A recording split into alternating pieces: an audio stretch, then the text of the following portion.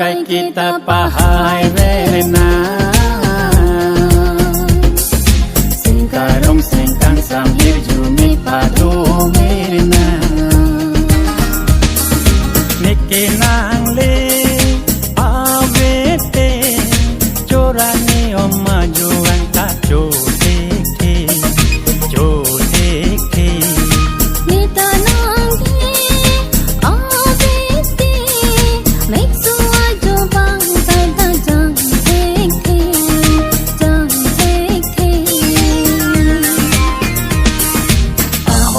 Langkai kita pahai verena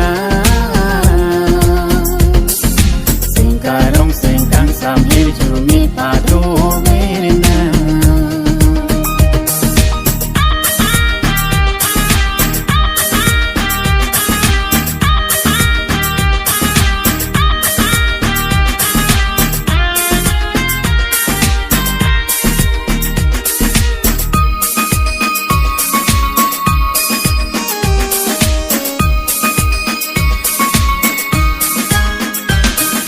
Ningoy ningri ahuta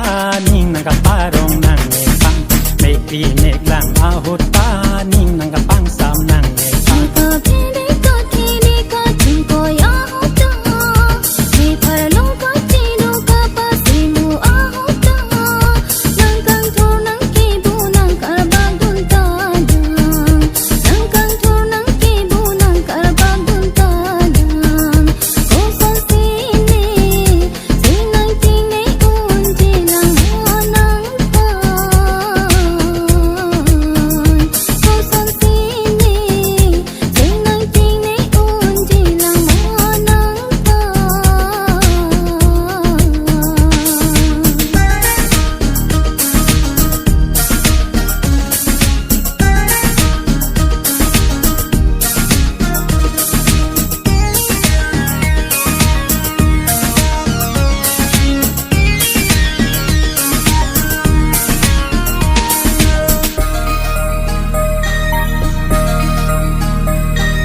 Nang pinaka preka phan ke kang hon kang jin so ye ju me pi thek thi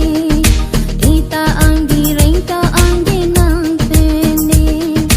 Duglat sansuri lepo sung dosita me Cipar pudet nang de Duglat sansuri lepo sung dosita me Cipar pudet nang de